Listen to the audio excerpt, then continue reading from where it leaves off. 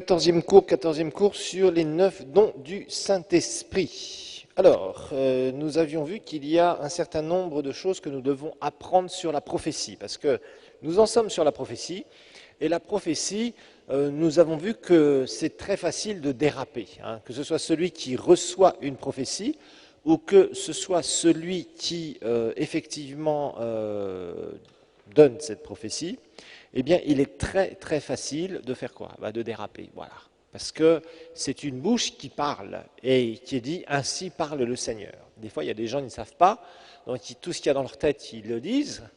D'autres personnes commencent effectivement dans l'esprit et terminent très largement dans la chair. Dieu leur donne ça comme message à dire et eux, ils donnent tout ça. Donc, ils en rajoutent énormément. Donc, évidemment, après, cela pose des problèmes. Parce que vous sentez que ce n'est plus dans l'esprit. Alors, nous avons vu qu'il y a des simples prophéties, mais il y a aussi des prophéties dans lesquelles il y a des éléments de révélation, donc qui vont révéler des choses futures.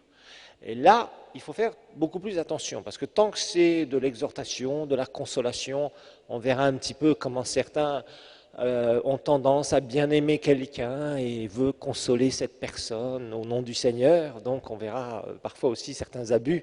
Bon, qui ne sont pas très méchants, mais qui peuvent parfois dévier un peu, il faut dire ce qui est. Mais d'une manière générale, si on vous donne des paroles qui sont prophétiques sur votre futur, votre avenir, bien, vous devez y faire extrêmement attention. Que ce ne soit pas des choses qui vous flattent, que ce ne soit pas des choses qui vous amènent aussi, excusez-moi, à prendre des décisions ou à agir alors que le Seigneur ne vous a rien dit à vous. La plupart du temps, la règle à respecter, c'est « j'ai reçu quelque chose du Seigneur et quelqu'un vient me donner une confirmation ». Ok ?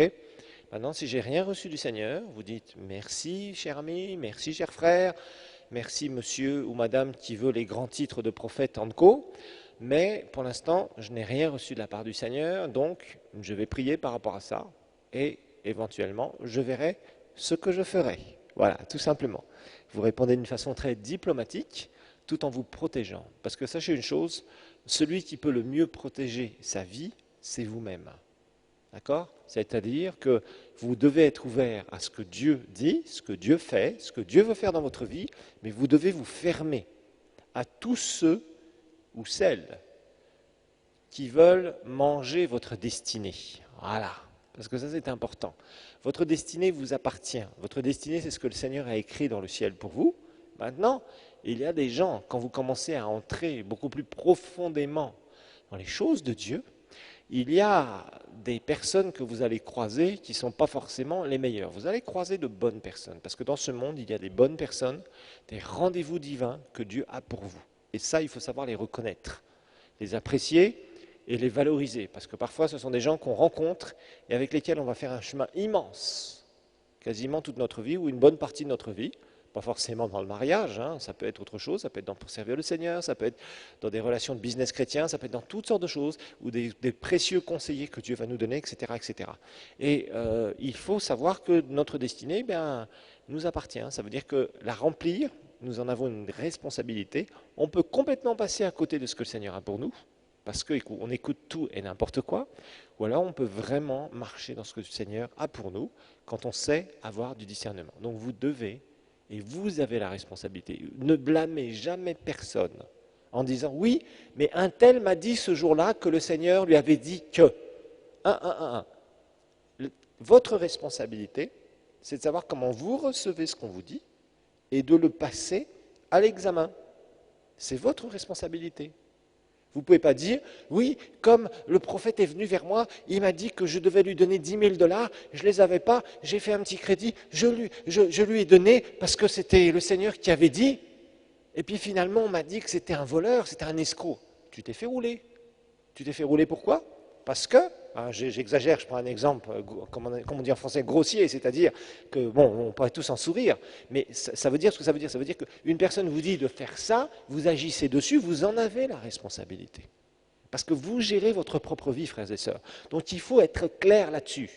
Vous devez faire ce que le Seigneur vous dit. Si Dieu ne vous dit rien, ne pensez pas que vous avez désobéi. Parce que souvent, dans les histoires de manipulation avec les fausses prophéties, la personne essaiera de mettre une culpabilité sur vous. C'est classique, surtout quand il faut vous donner quelque chose, soi-disant au nom du Seigneur. Et la personne va jouer la culpabilité, dans le sens, ah, tu n'obéis pas au Seigneur, tu sais que tu peux désobéir au Seigneur. Et alors là, évidemment, si vous n'avez pas beaucoup de maturité, vous allez vous faire rouler, parce que la personne voit qu'elle a lancé un appât avec un hameçon pour vous attraper, et elle voit que vous ne mordez pas encore à l'appât. Donc elle va essayer d'utiliser d'autres artifices. Et souvent les gens qui sont un peu naïfs, parce qu'ils viennent de recevoir le Seigneur, parce qu'ils n'ont pas encore beaucoup de croissance spirituelle, qui sont facilement impressionnables, ils vont se faire avoir.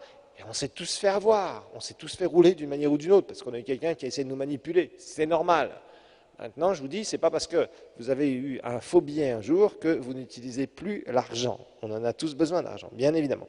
Alors, numéro 6 maintenant. Quelle est la source de la prophétie ? Quelle est la source de la prophétie ? Alors, nous avons vu qu'il y a 3 sources possibles quand quelqu'un dit « le Seigneur dit que ». On a vu qu'évidemment, il y a la source divine, et c'est celle qui nous intéresse. La source de la prophétie. Quelle est la source de la prophétie ? Ça, ou de la prophétie entre guillemets, c'est-à-dire quelqu'un parle au nom du Seigneur, il faut discerner la source. Est-ce qu'elle est divine ? Est-ce que c'est humain ? Ou est-ce que c'est quasiment diabolique ? Et ça, c'est à vous de le savoir. C'est à vous de savoir quoi discerner. Comment discerner, justement, si c'est divin, si c'est humain ou si c'est diabolique. Alors, il y a pas mal de personnes, malheureusement, il y a des gens qui sont vraiment, vous savez, dans la prophétie, souvent, il y a des gens qui, il y a vraiment des gens qui aiment le Seigneur, mais ils sont maladroits, ou ils sont excessifs. Ces gens-là, il faut savoir les reprendre dans l'amour, les éduquer dans les dons spirituels pour qu'ils sachent donner exactement ce que le Seigneur leur donne. Bon, quand quelqu'un fait une erreur parce qu'il est maladroit, ça arrive. Il faut savoir lui pardonner, il faut savoir aussi l'aider, mais il doit aussi se corriger. Ça, c'est important. Il doit vraiment montrer qu'il est capable de se corriger. Alors maintenant, il y a des gens qui vont utiliser la prophétie dans différents buts. Ça peut être, par exemple, attirer l'admiration et le respect. Il y a des gens qui sont comme ça, parce qu'ils prophétisent d'un seul coup, surtout les gens qui ont des complexes d'infériorité. Vous savez, on a un gros problème avec beaucoup de chrétiens de ce côté-là. Et souvent, des gens qui peut-être ont été un peu écrasés dans leur vie ont ce qu'on appelle un complexe d'infériorité.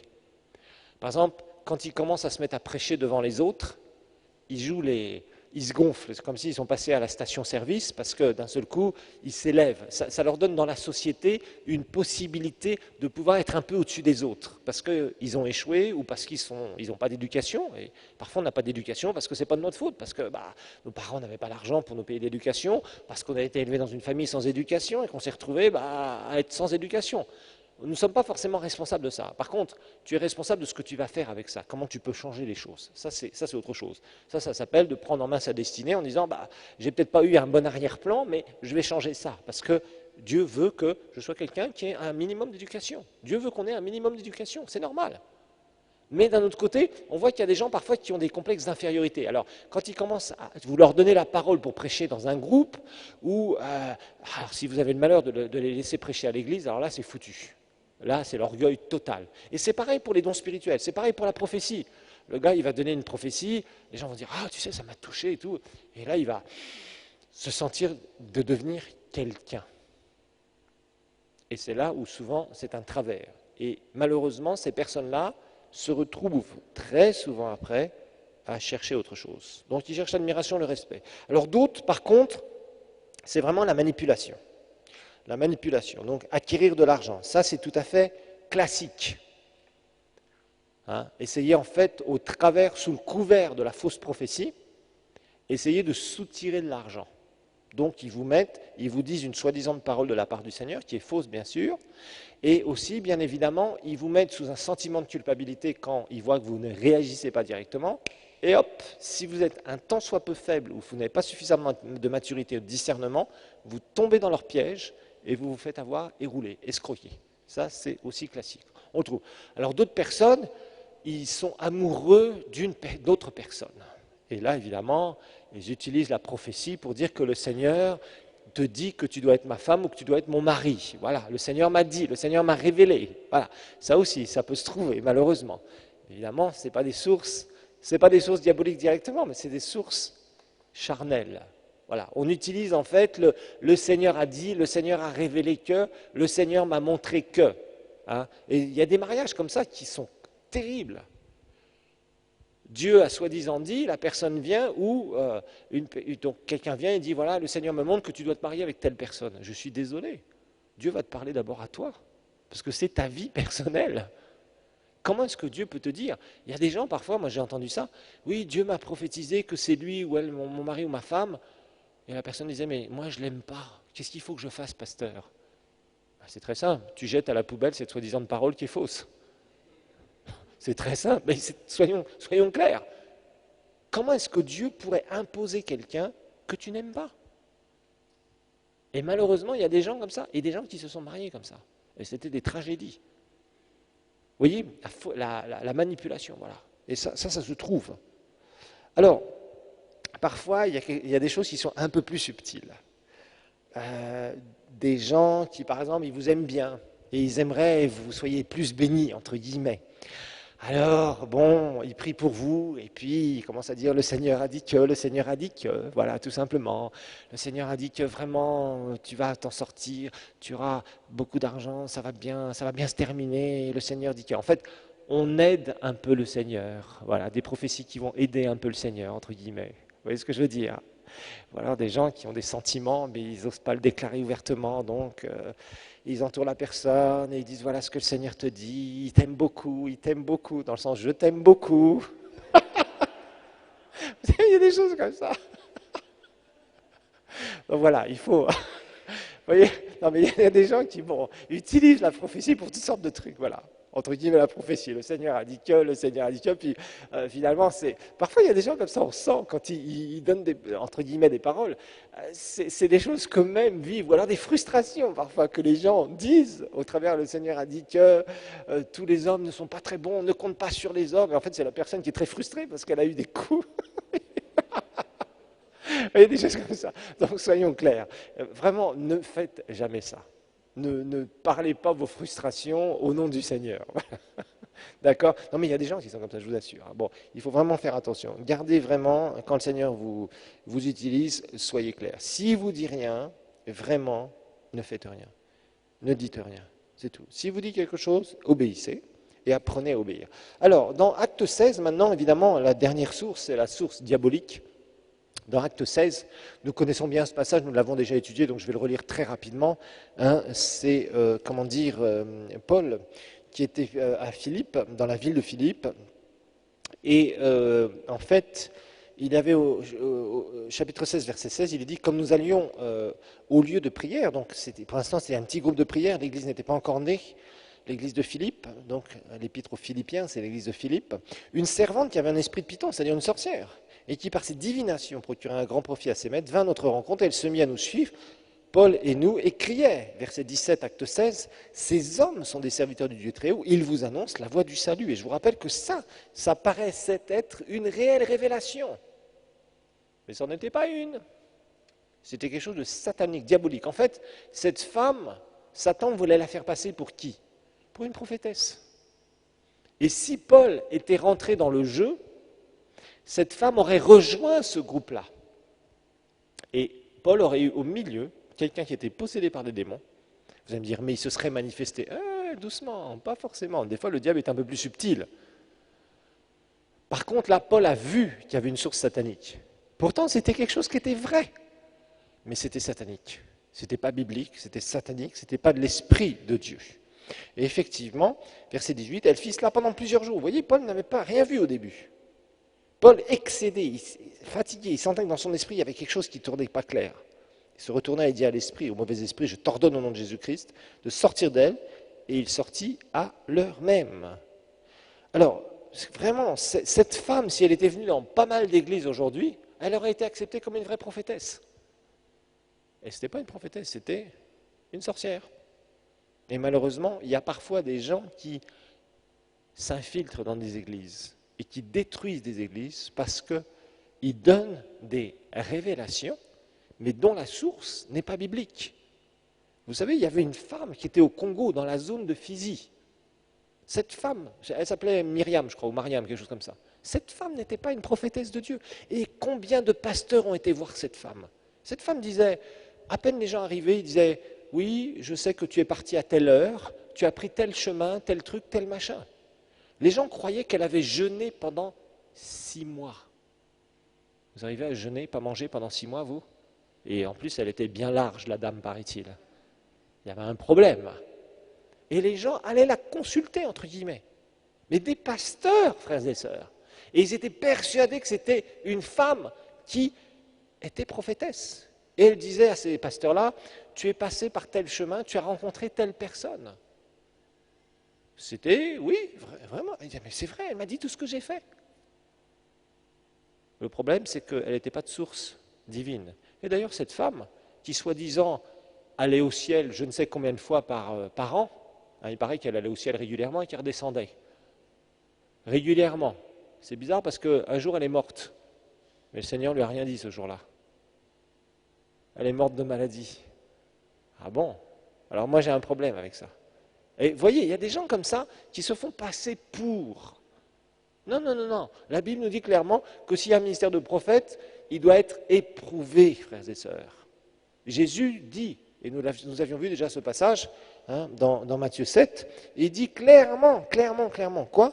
Il dit clairement que nous devons éprouver les faux prophètes, et les prophètes en général. On reconnaît l'arbre à son fruit. Quelqu'un qui s'appelle prophète, moi je ne le reçois pas comme ça. Excusez-moi de le dire, je suis clair. C'est pas parce qu'on me dit il est prophète machin, il faut qu'il vienne dans ton église aller prêcher et prophétiser. Je ne le recevrai pas comme ça, je suis désolé. Un serviteur de Dieu doit être recommandé et recommandable. Absolument. Ce n'est pas parce que quelqu'un se dit moi je suis serviteur de Dieu que vous devez prendre ça pour argent comptant. Vous devez avoir des recommandations d'autres serviteurs de Dieu qui le connaissent. Et si c'est un ministère itinérant, qu'il ait des recommandations de son pasteur, absolument, et qu'il ait une église locale. Parce que c'est trop facile de voir des gens qui sont un peu partout et qui veulent venir dans chaque église pour aller donner des paroles de Dieu. Vous savez, quand vous invitez un serviteur de Dieu, je vous ferai un cours là-dessus d'ailleurs, il faut que les gens soient recommandés et recommandables. Il faut qu'ils aient une réputation. Il faut qu'on dise vraiment, cette personne-là prêche très bien, pas de fausse doctrine, enseigne très bien, pas de fausse doctrine. C'est vraiment un vrai prophète de Dieu, par exemple. Voici les fruits, voici ceci, voici cela. C'est vraiment un évangéliste où il y a des signes, des prodiges et des miracles. J'en ai été témoin, etc. Et vous parlez à d'autres serviteurs de Dieu. Mais n'importe qui vient, qui dit « Moi, je m'appelle prophète Pili-Pili, invitez-moi, je vais Pili-Pili prophétiser dans votre église. » Ah, certainement pas, mon cher. Vous lui donnez la parole, mais il va vous détruire l'église. Et vous êtes le berger, vous êtes le pasteur. Et normalement, le berger et le pasteur, qu'est-ce qu'il fait? Il protège les brebis. C'est un des grands rôles du pasteur. On ne donne pas la parole à n'importe qui. Si vous donnez la parole à n'importe qui dans une église, mais il va vous casser votre église. Et particulièrement si c'est quelqu'un qui se dit prophète et qui ne l'est pas, qui est un faux prophète. Il va vous couper l'église en 2 ou en 3 ou en 4. Et il va vous embarquer des gens dans des trucs, et quelques années plus tard, ces gens-là, ils auront abandonné le Seigneur. Vous savez, souvent, les gens qui rétrogradent et qui abandonnent le Seigneur, c'est parce qu'ils ont vécu quelque chose qui les a choqués. Pas toujours. Mais il y a des gens qui vous diront « Ah oui, moi un jour, il y a quelqu'un qui est venu me voir, il se disait serviteur de Dieu, il m'avait dit blablabla que le Seigneur blablabla, et ça a été tout le contraire, et ça a été une catastrophe, et moi depuis, je ne veux même plus entendre parler de tout ça. » J'en connais des gens comme ça. Juste parce qu'ils ont rencontré la mauvaise personne et qu'ils ont cru la mauvaise personne. Le Seigneur ne dit pas de suivre les prophètes, le Seigneur dit de suivre son esprit. Amen, et de le suivre lui. Alors, 7e chose, j'ai un peu empiété sur la 7e chose, c'est est-ce que cette personne porte en général des fruits pour la gloire de Dieu? Oui, c'était un peu le 7e point, 7e examen. Donc Matthieu 7, verset 15. Hein. Donc, cherchez à voir si c'est vraiment un ministère qui est recommandé et recommandable. Examinez sa vie.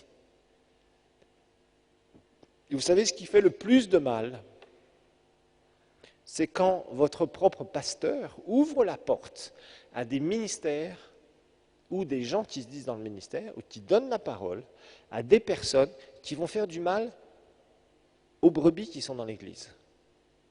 Parce que le pasteur, c'est le berger. C'est lui qui ouvre ou qui ferme la porte. pour que des personnes puissent intervenir sur ces brebis. Si vous amenez quelqu'un, un enseignant, qui vous enseigne des fausses doctrines, si c'est vous qui l'avez amené, en tant que pasteur, les gens disent, mais c'est le pasteur qui a invité à la personne, donc ce que cette personne va nous dire, c'est recommandable, vous êtes d'accord? Si par exemple, vous amenez une personne qui prêche, qui donne des paroles, et après vous entendez parler que cette personne, qui se dit dans le ministère, a été contacter vos brebis, qu'elle s'est arrangée pour les escroquer, qui a la responsabilité? Mais c'est vous. C'est vous qui avez ouvert la porte pour que cette personne puisse exercer le ministère envers les brebis, et si les brebis ont été blessées, vous avez une responsabilité. Et la Bible est claire, nous devons éprouver les ministères. Donc, à partir du moment où quelqu'un se dit prophète, n'allez pas courir partout. Posez-vous la question, qui est cette personne? Est-ce qu'elle est recommandable? Allez voir votre pasteur en disant, pasteur, est-ce que tu as entendu parler de cette personne? Est-ce que vraiment tu connais? Est-ce que ce ministère est recommandable? Est-ce qu'on peut écouter? Est-ce que? Mais ça, c'est normal, parce que le pasteur est là pour vous protéger, frères et sœurs. Et souvent, les brebis ne comprennent pas cela. Il y a des gens, vous savez, qui circulent et qui font beaucoup de mal. Il y a des gens, je les appelle, une nouvelle expression, les hackers des églises. Vous savez, hacker en informatique, pour ceux qui font de l'informatique, quand on va hacker un site internet, qu'est-ce qu'on fait? On est là, on rentre, on pirate les codes, on arrive à rentrer dans le site internet et on peut même détruire le site internet. Et il y a des hackers des églises, des gens qui viennent, et des fois que même des pasteurs invitent, et quelques temps après, ils vous bousillent votre église, ils vous coupent en deux votre église. Ils escroquent des gens, et c'est vous qui avez ouvert la porte. Plus d'une fois, j'ai entendu ce genre de choses. Et je vous garantis, les brebis sont blessées après. Et souvent, les brebis sont blessées parce que quelqu'un vient, vous donne, que vous avez ouvert la porte, la personne va donner des soi-disant paroles. Si c'est un faux serviteur de Dieu, ça arrive parfois. Ou des gens qui ont complètement dévié, qui ont vraiment un don du Seigneur au départ et qui ont dévié. Et d'un seul coup, les chrétiens s'ouvrent parce qu'ils ont envie, parce qu'on l'a recommandé, parce qu'on l'a amené dans l'église pour qu'il exerce le ministère. Et quelques temps après, on voit les fruits pourris. Je connais plus d'un pasteur qui s'est retrouvé comme ça, avec des églises coupées en deux, en trois, en quatre, avec des brebis qui ne voulaient plus rien entendre, qui sont retournées dans le monde, ou qui disent, moi, je ne veux même plus aller dans une église, parce que j'ai eu ça, et ça, et ça, et ça, et ça. J'en connais. Plus d'un. Et plus d'une brebis à qui c'est arrivé. C'est pour ça, frères et sœurs, que vous faites une formation biblique et vous devez être alertés par rapport à cela. N'ayez pas peur des fausses prophéties, des fausses révélations. N'ayez pas peur, même si des gens parlent au travers d'esprits, des esprits diaboliques parlent au travers des gens. Vous n'avez pas peur, vous n'avez pas à avoir peur de ça. Maintenant, sachez une chose, c'est de discerner, c'est tout. Et si même tous les gens vous disent, mais si, c'est vrai, et que toi tu dis, il y a quelque chose qui tourne pas rond ici, sois prudent, prends tes distances. Et le temps, si c'est faux, si c'est vraiment des choses qui ne viennent pas de Dieu, te donnera raison. Mais au moins, tu auras été protégé et tu auras prévenu les autres. Donc, tu auras tenu ton rôle. Maintenant, si chacun veut courir à droite et à gauche, qu'il court à droite et à gauche.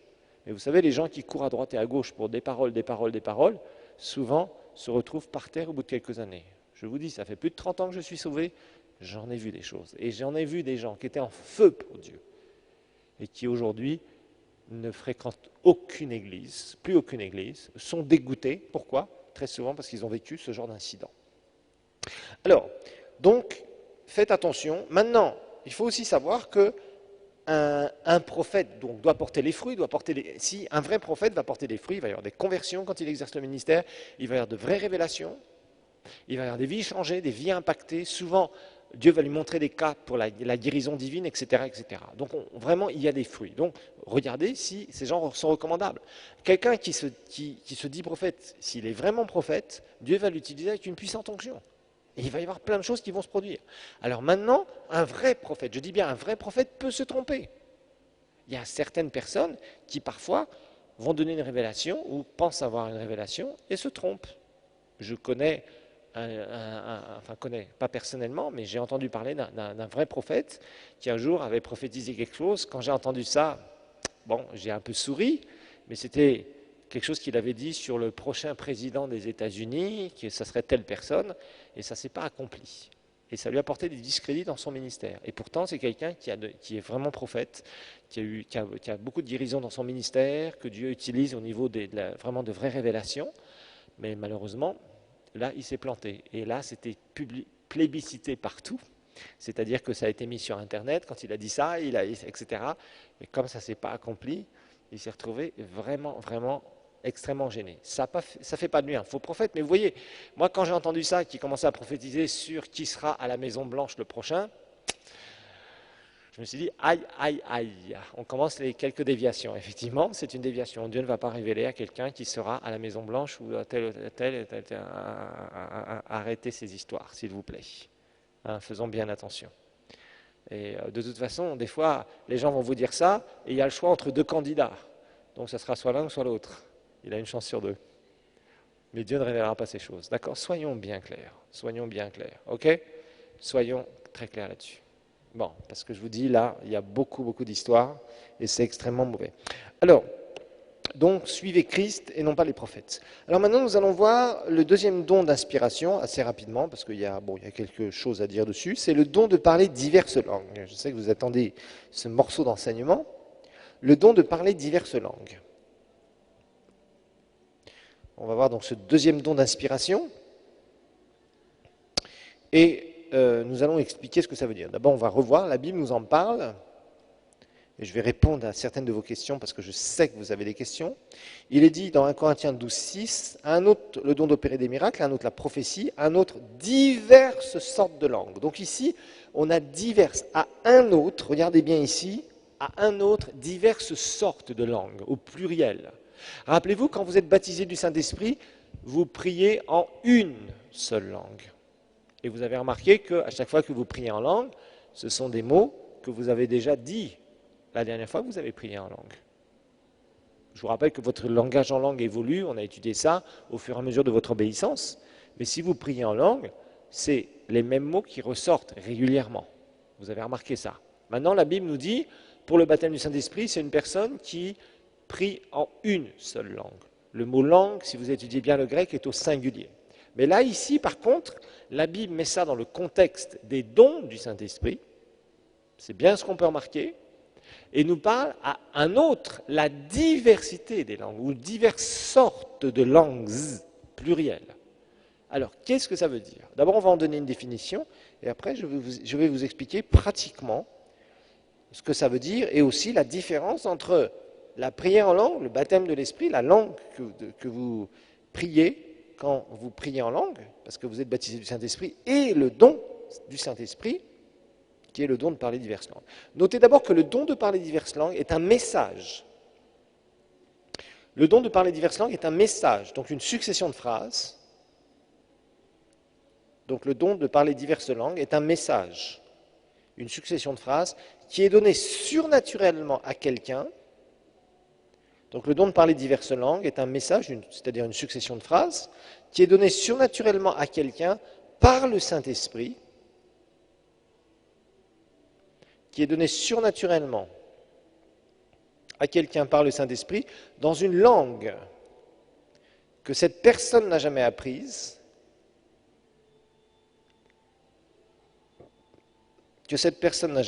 ni même ne comprend, donc donné surnaturellement par le Saint-Esprit dans une langue que cette personne n'a jamais apprise, ni même ne comprend, ou que celui qui entendent ce message,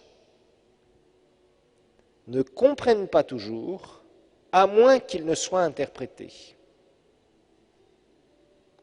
Et que celui ou ceux qui l'entendent ne comprennent pas toujours, à moins qu'il ne soit interprété par quelqu'un d'autre, comme on va voir.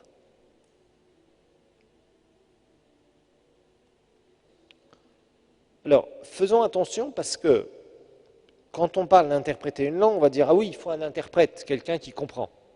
Rappelez-vous, nous sommes ici dans le cadre des dons du Saint-Esprit. Nous sommes dans le cadre donc des lois qui régissent les dons du Saint-Esprit. Donc ce n'est pas quelque chose de naturel, c'est quelque chose de surnaturel d'abord. Rappelez-vous, ça demande quoi? Ça demande une onction aussi, une onction ponctuelle. Ça demande quelque chose que tu reçois du Saint-Esprit. Alors en fait, qu'est-ce que c'est? D'abord, on va remarquer une chose, c'est qu'il y a une différence entre la prière en langue, qui est un don que Dieu nous fait pour nous-mêmes, et le don de parler diverses langues, qui est un don du Saint-Esprit, c'est-à-dire un don qui fait partie des 9 dons du Saint-Esprit. Ok ?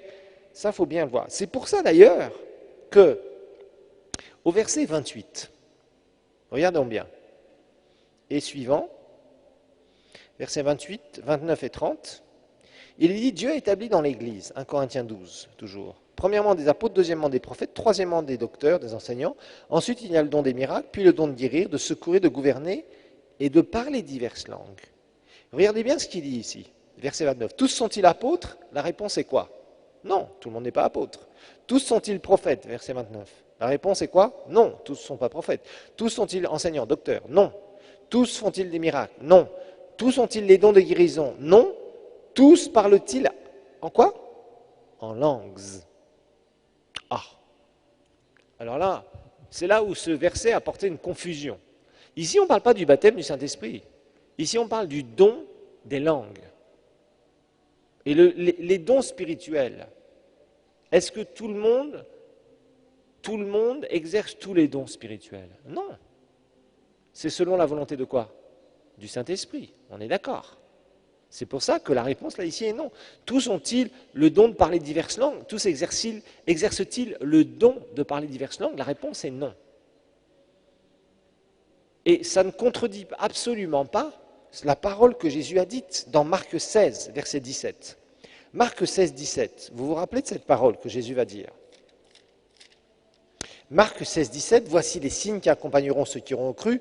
En mon nom, ils chasseront les démons. Ils parleront de nouvelles langues.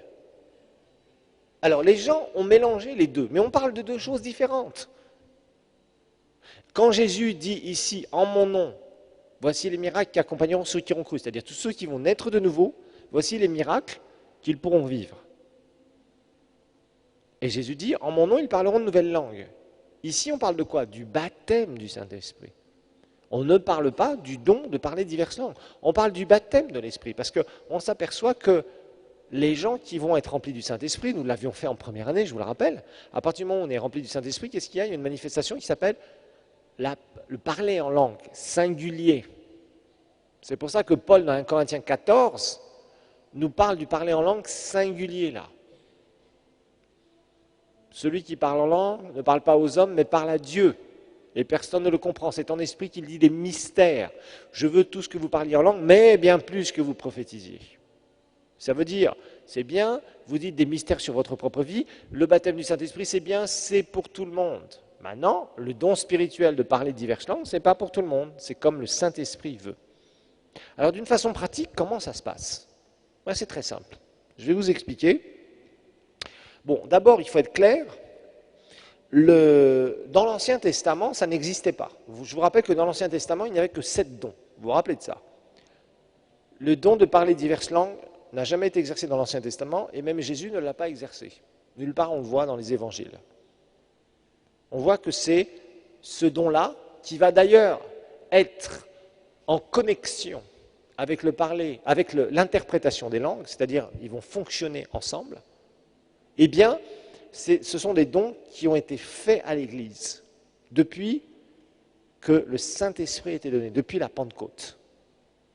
Alors, comment est-ce qu'un parler de diverses langues, un don de parler de diverses langues s'exerce? C'est très simple. Ça va dans le cadre des lois spirituelles qui régissent les dons du Saint-Esprit. Tu es là, comme d'habitude, dans la présence de Dieu, parce que tous les dons du Saint-Esprit s'exercent comment? Dans la présence de Dieu, je vous le rappelle. Et puis, tu es là en train de prier en langue, de ton langage habituel, ton parler en langue, hop, tu pries en langue comme d'habitude. Et d'un seul coup, l'onction de Dieu descend sur toi. Et ton parler en langue change d'un seul coup. Le Saint-Esprit, l'onction, tu sens que tu es en train de recevoir quelque chose. De recevoir quelque chose. Quelque chose qui n'est pas ton parler en langue habituel, et d'un seul coup, ces mots en langue que tu as l'habitude de dire quand tu pries en langue, c'est plus du tout les mêmes. Et tu commences à voir que ça veut sortir de toi là. C'est-à-dire que tu n'as plus seulement envie de les parler tranquillement comme un don dévotionnel de parler à Dieu, Mais d'un seul coup, tu sens que c'est beaucoup plus que ça. Et qu'est-ce que tu vas faire? Tu vas le dire en public.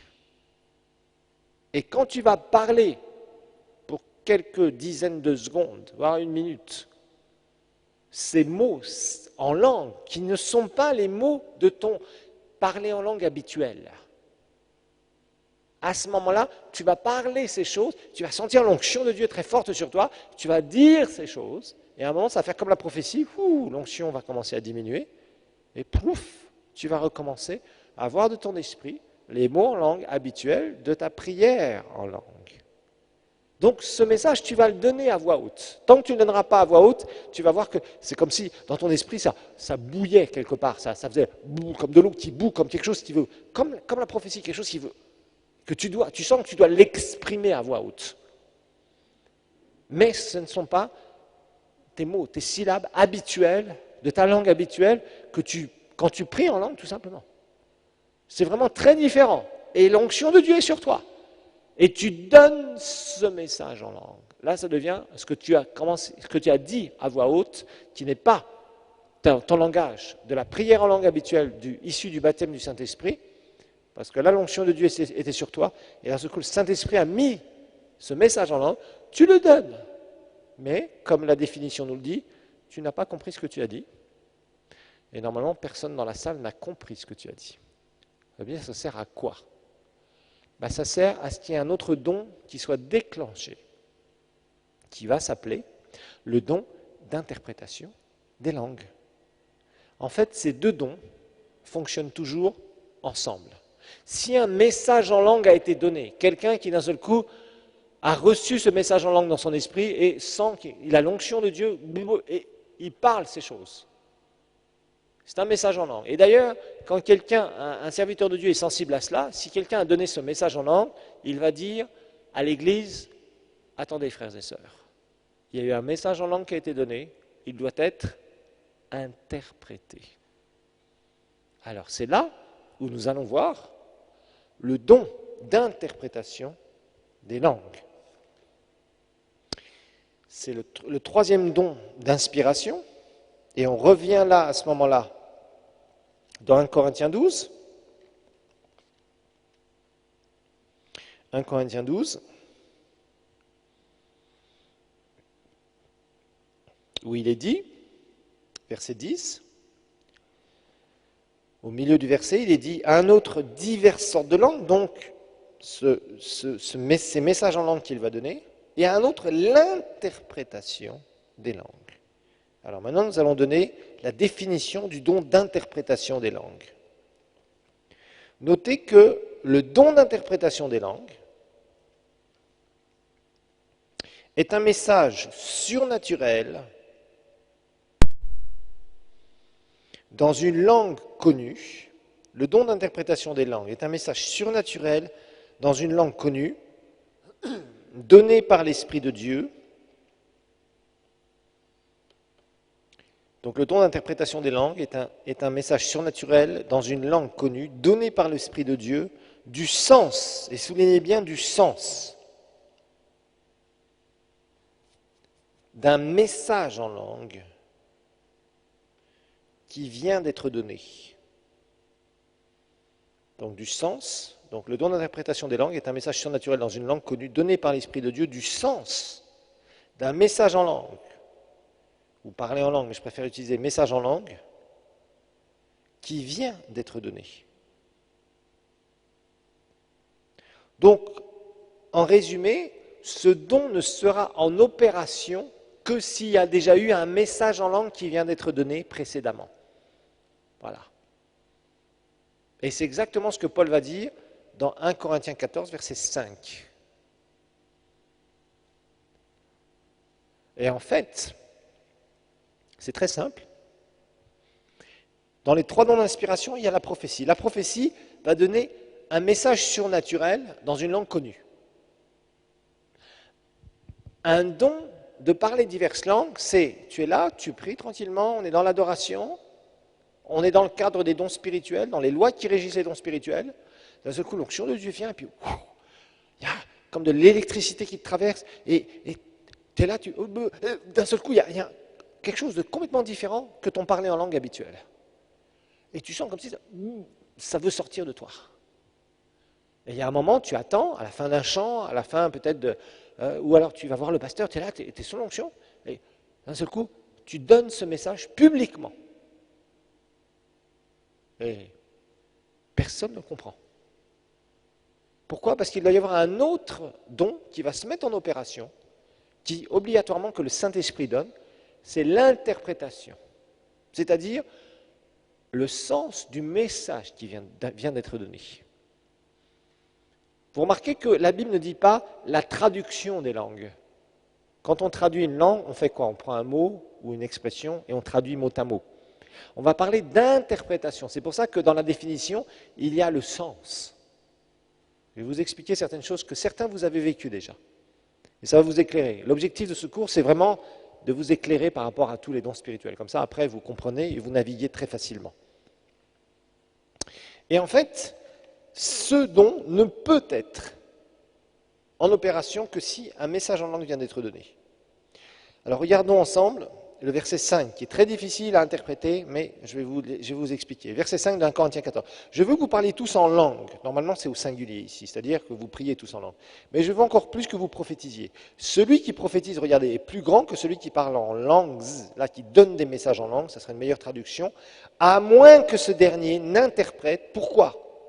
Pour que l'Église en reçoive l'édification. Ça veut dire que si quelqu'un donne un message en langue et que personne n'a reçu l'interprétation de la part du Saint-Esprit, personne n'a rien compris. Le Saint-Esprit voulait parler, mais ça n'a pas été fait dans une langue connue, que tout le monde peut comprendre. Donc ici, Paul est en train de dire que une prophétie, c'est équivalent à quoi? Un message en langue qui a été donné, mais qui a été interprété. Ok? C'est ça que ça veut dire. Ça veut dire que dans les 3 dons d'inspiration, il y en a 2 qui fonctionnent ensemble. Et ces 2 sont équivalents à la prophétie. Ça va? Vous comprenez? Ce n'est pas très compliqué, mais il faut bien comprendre. Donc, dans les 3 dons d'inspiration, la prophétie est directement un message du ciel donné dans une langue connue que tout le monde comprend. Le public comprend, ceux qui sont là entendent, comprennent. Par contre, Dieu utilise des fois un autre moyen. Alors pourquoi? Ça, j'en sais rien. Le jour où on sera au ciel, on ira ensemble et on dira, Seigneur, pourquoi est-ce qu'il a existé dans le temps de l'Église le don de diverses langues et l'interprétation des langues? Pourquoi pas seulement la prophétie? Je n'en sais rien du tout. Dieu a dit que c'était un signe pour les inconvertis, mais à part ça, on ne sait rien d'autre. Franchement, on ne sait pas. Mais une équivalence de la prophétie, c'est quand quelqu'un va donner un message en langue, dont il a reçu à ce moment-là, ponctuellement, et d'un seul coup, quelqu'un va interpréter. Et parfois, c'est la même personne qui peut interpréter, qui reçoit l'interprétation. Donc il donne ce message en langue, et quand il finit, directement le Saint-Esprit lui donne l'interprétation. Alors maintenant aussi, il faut de la sagesse. Si c'est dans un groupe de prière, si c'est dans une église, il faut que, s'il y a un message en langue qui a été donné, quelqu'un qui d'un seul coup donne un message en langue, le pasteur doit avoir la sagesse de dire, attendez, ce n'est pas la peine qu'on continue à louer, adorer Dieu par nos chants, etc., etc. Le Saint-Esprit va donner l'interprétation à quelqu'un. On attend. Et normalement, s'il y a des personnes qui sont sensibles, il y a des gens qui vont recevoir le don d'interpréter le message qui vient d'être donné. C'est étonnant, c'est vraiment, quand on assiste à ça, c'est vraiment étonnant. Il y a certains, qui a déjà assisté à un message en langue et à une interprétation? Quelques personnes? Voilà, ok. Vous voyez, mais c'est vrai que quand on voit ça, on se dit, c'est bon, mais Dieu parle de cette manière-là aussi, voilà, parce que ça équivaut à une prophétie. Pourquoi Dieu a fait comme ça avec ces 2 dons, j'en sais rien du tout, mais c'est absolument surnaturel. Alors, je vais quand même vous donner quelques autres explications sur cela. Donc, il est bien dit ici que ce n'est pas le don de traduction des langues, mais d'interprétation. Ce qui veut dire que parfois, quelqu'un peut donner un message en langue qui peut être assez court et que l'interprétation peut être beaucoup plus longue. Parce que parfois, des gens ont dit, mais il a donné un message en langue qui durait 30 secondes et l'interprétation, c'était 3 minutes. Est-ce que c'est vraiment l'interprétation? Oui, c'est l'interprétation, ce n'est pas la traduction. Si c'était la traduction, ça serait exactement la même longueur, ou à peu de choses près. Là, c'est l'interprétation du sens du message que le Saint-Esprit donne à la personne. Voilà. Donc il faut bien faire la différence. Hein. C'est pour ça que la Bible dit bien le don d'interprétation et non pas le don de traduction. Donc c'est le sens qui est donné. Le sens de la pensée de Dieu. Donc parfois, le message en langue peut être court et l'interprétation peut être très longue, ou parfois le message en langue peut être très long. Moi, des fois, je me souviens, dans la première église de Pentecôte où on était, où on s'est converti, waouh, il y avait pas mal de dons spirituels. Le pasteur était très ouvert aux dons spirituels, et les prophéties, les langues, les dons de diverses langues et interprétations. Moi, j'étais tout nouveau converti, j'étais là, comme ça. Mais c'est bien parce que bon, ça nous a montré qu'il y avait ces dons-là, des dons spirituels. Et les dons spirituels étaient en vraiment manifestation dans cette église. C'était une petite église, mais vraiment le pasteur était ouvert à cela. Et il gérait ça d'ailleurs très bien, parce que parfois il y avait quelques excès, et directement il redressait les gens dans ce domaine-là, et c'était assez intéressant d'ailleurs. Donc parfois l'interprétation peut être tout à fait beaucoup plus longue ou beaucoup plus courte que le message en langue qui vient d'être donné. Vous voyez, ce sont des dons qui marchent ensemble. Voilà, ces deux dons fonctionnent absolument ensemble, et c'est assez simple. De les pratiquer, c'est tout. Le tout, je vous dis, les dons spirituels, c'est pas compliqué. N'essayez pas d'être super spirituel pour essayer de recevoir des dons spirituels, soyez simplement ouverts et disponibles. Laissez l'onction de Dieu travailler sur vos vies. Voilà. Apprenez à aller plus loin dans la présence de Dieu, à adorer Dieu beaucoup plus profondément, et puis dire au Seigneur, Seigneur, moi, si tu veux m'utiliser, je veux apprendre à être utilisé. Et puis, il y aura des moments où Dieu va commencer à vous utiliser, ça ne va pas être facile, parce que quand on prie souvent, Seigneur, Seigneur, utilise-moi, utilise-moi. Puis quand Dieu commence à dire, bah vas-y, maintenant je vais t'utiliser. Tu vas dire, ah oui, mais Seigneur, bon. Et c'est là où tu es un peu surpris. C'est normal. Mais plus tu exerces les dons spirituels, plus les choses se font d'une façon très simple, et tu comprends que simplement tu es un canal, et tu lui donnes toute la gloire. N'oubliez jamais, quand vous exercez un don spirituel, de donner toute la gloire au Seigneur. Ça, c'est très important. Alors, dans votre syllabus, là, je ne le ferai pas, mais j'ai fait un commentaire complet sur 1 Corinthiens 14, parce qu'on a vu quand même pas mal de choses. Je vous invite fortement à le relire, à le dupliquer, à travailler, c'est verset après verset, hein, sur 1 Corinthiens 14.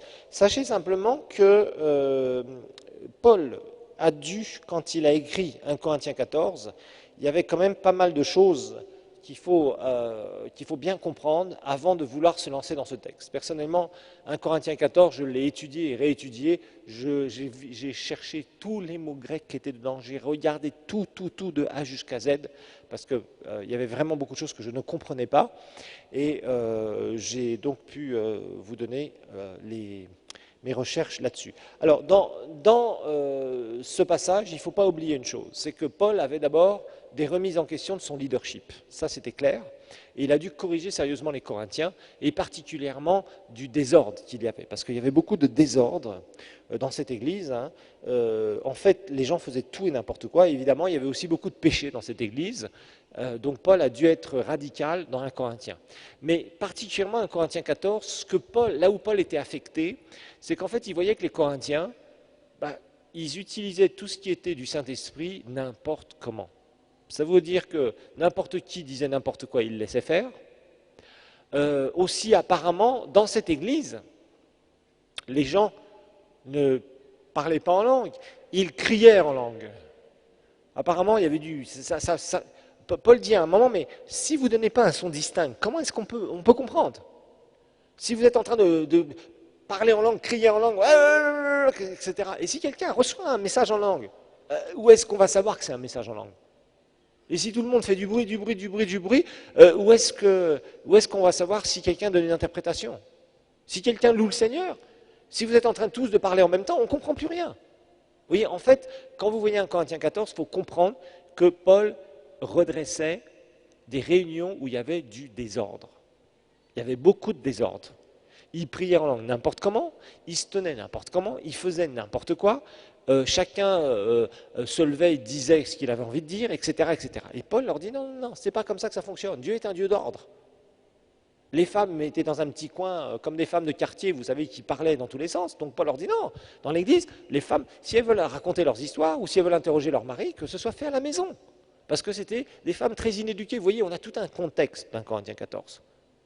Mais Paul aussi, dans 1 Corinthiens 14, parle du baptême de l'Esprit, fait la comparaison, comme nous l'avons vu précédemment à plusieurs fois, à plusieurs reprises, en disant, voilà, vous priez en langue, c'est bien, vous dites des mystères sur votre vie, ok, mais il y a la prophétie aussi, exercer les dons du Saint-Esprit. Donc, voilà comment ça se fait. Exhortation, etc., consolation, édification, ok. Il dit, moi je veux que vous parliez en langue, mais faites-le dans l'ordre. Par contre, si vous avez un message en langue, il faut qu'il soit interprété, il faut qu'on comprenne.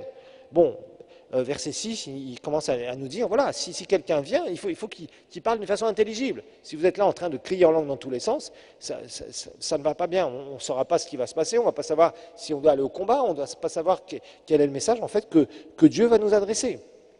Bon, après, il nous donne différents versets, comme le verset 14, si je prie en langue, mon esprit est en prière, mon intelligence demeure stérile. Ensuite, il nous dit, si je prierai par l'esprit, je prierai aussi par l'intelligence, mais aussi je chanterai par l'esprit.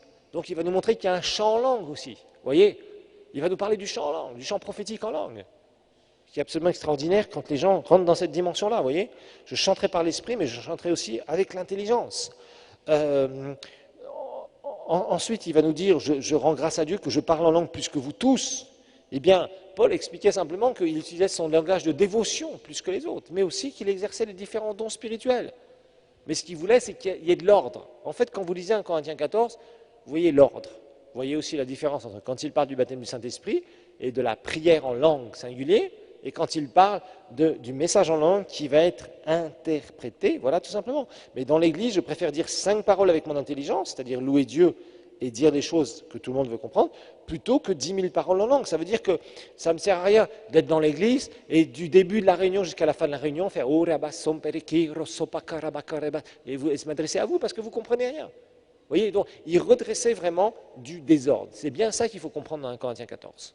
Quand vous lisez 1 Corinthiens 14, vous voyez, l'Église était désordonnée, les gens faisaient n'importe quoi, ils se comportaient n'importe comment, et Paul est en train de remettre les choses en place. Il dit voilà, vous avez la prière en langue, c'est bien, c'est dévotionnel, vous avez aussi la prophétie, cherchez plutôt la prophétie, plutôt que de parler en langue du début jusqu'à la fin de la réunion, ou même de crier apparemment en langue, puisqu'ils ne s'entendaient pas, pour qu'on puisse savoir si quelqu'un a un message en langue, qu'on distingue que si c'est la prière en langue ou si c'est un message en langue, pour qu'au moins il y ait des interprétations. Soyez ouverts, mais ne faites pas n'importe quoi. En fait, c'est ce qu'il décriait dans ce passage principalement. Donc vous avez toute l'interprétation ici. Il y a beaucoup de choses que vous connaissez déjà. Et puis, il explique aussi, quand il y a des inconvertis qui arrivent, effectivement, eh bien, que là, les gens leur cœur va être dévoilé au travers de quoi ? Des révélations, voilà, tout simplement. Et puis, il fait une touche sur les femmes, mais les femmes inéduquées. Vous l'avez vu dans Interprétation de la Bible, et c'est clair. Rappelez-vous que les églises à l'époque étaient calquées sur les synagogues, les hommes d'un côté, les femmes de l'autre, et les femmes n'avaient pas accès à l'éducation. Et très souvent, c'est un peu comme les femmes dans des quartiers. Si vous allez ici dans les quartiers style Bouyenzi, dans certains trucs de Bouiza, etc., ou dans certains autres quartiers très populaires, souvent vous voyez là les gens qui parlent très fort. C'est comme des gens quand ils parlent au téléphone. Il y a des gens, vous les entendez jusqu'à l'autre bout de la ville quand ils sont au téléphone. Tellement ils parlent fort. Ils répondent pas, ils crient au téléphone. Vous voyez, bon, c'est un peu ça. Ça montre que les gens n'ont pas tellement compris qu'il existait des êtres humains autour d'eux et qu'ils n'avaient pas besoin d'entendre crier ce qu'ils étaient en train de dire dans leur téléphone. Voilà, tout simplement. Vous voyez, bon, il y a des choses simples comme ça. Et en fait, c'est le contexte ici. OK ? Donc, vous avez toute une interprétation sur 1 Corinthiens 14 qui peut vous aider et qui aussi reprend pas mal de parties de cours. Donc, voilà, nous en avons fini avec ce cours sur les 9 dons du Saint-Esprit.